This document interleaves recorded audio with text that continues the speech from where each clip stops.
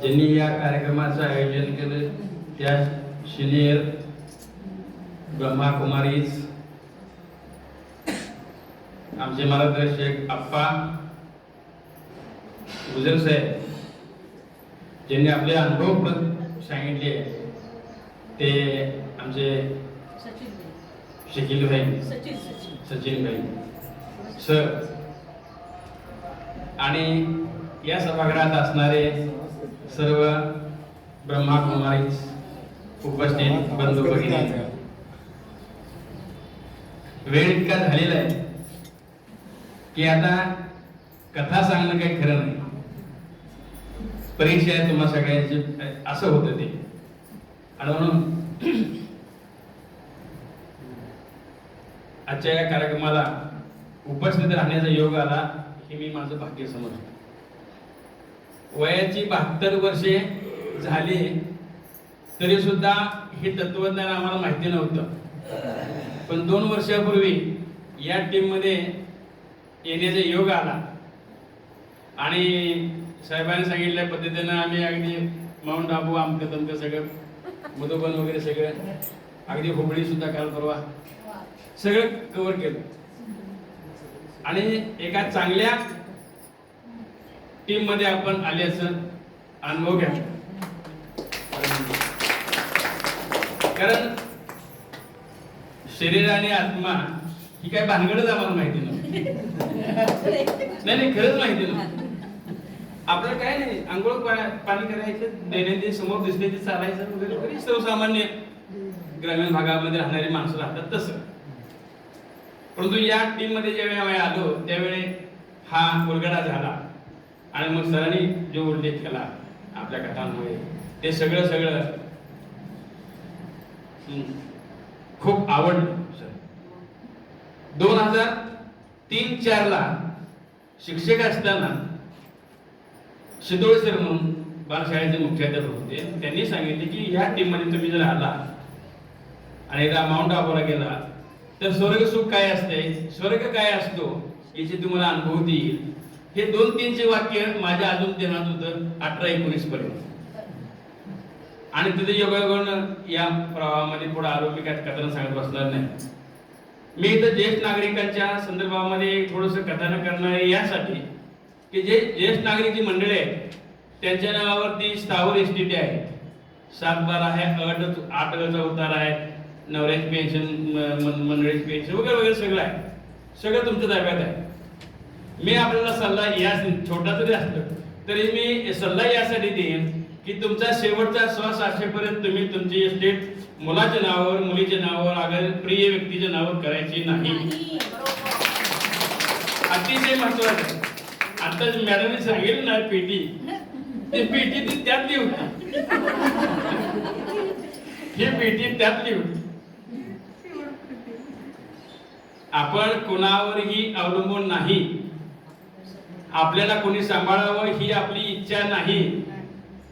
पण आपण ज्यांना जन्म दिला त्या मुलामुलींनी तरी, ज्या मुलांच्या संबंधातनं बाहेरच्या मुली आमच्या घरात येतात त्या सुनाबाईंनी तरी आमच्याकडं चांगल्या उद्देशानं बघायला पाहिजे, चांगल्या आवाजात बोललं पाहिजे. उभं आयुष्य आम्ही यांच्यासाठी खस्ता खाल्ल्यात. भावकीमध्ये, समाजामध्ये, मित्रांच्या मध्ये, वाटेल त्या लोकांच्या मध्ये त्यांच्याशी ईर्ष्या करून हे सगळं उभा केलंय. आणि असं असताना त्यांच्या दृष्टिकोन मात्र आमच्याकडे नाहीच आहे. घरातली अडगळ वस्तू आहे आपण सगळेजण. त्यांच्यापासून काही नाही ना उत्पन्न, काही प्रॉपर्टी नाही ना, काय स्रोत नाही ना, अडगळ वस्तू. आला चहा तर घ्यायचा आहे, ऑर्डर नाही, रिक्वेस्ट, विनंती, हे सगळं अनुभवलंय मी. एका लाडक्या मुलाचं उदाहरण सांगितलं. लाडका मुलगा उच्च विद्याभूषित झाला, शिक्षण मोठं घेतलं, अमेरिकेमध्ये गेला. लग्न झाल्यानंतर सुनबाई पण अमेरिकेत, मुलं झाली, नातवंड झाली. आणि हे आई वडील ग्रामीण भागामध्ये घर शेती सांभाळत. एकदा आले त्यांच्या डोक्यात काय आलं कोणास ठाऊक, आणि आई वडिलांना विनंती केली का तुम्ही इथे राहून काय करणार, आमच्या बरोबर तुम्ही चला, मुलं बाळा सांभाळते, नातवांना सांभाळून घ्यायचीला, आमचा टाइमपास होईल, तुमचे दिवस चांगले जातील. आता पोटचा गोळा बोलतोय, आई वडिलांना पण ते खरं वाटलं, विकूया म्हणले, घर विकलं, जमीन विकली आणि विमानतळावर गेले. विमानतळावर ते गेले. आई वडिलांना सांगितलं गाडी किती सुटत्या बघतो, विमान किती सुटते बघतो, आणि गेले नवरा बायको, ते नातवाला घेऊन ती गेले, ते तसेच गेले. आणि हे आई वडील वाट बघताय पोरगा आता येईल बघी. हे सगळं एका वॉचमन बघत होता. वॉचमनचं बारीक लक्ष होतं त्या.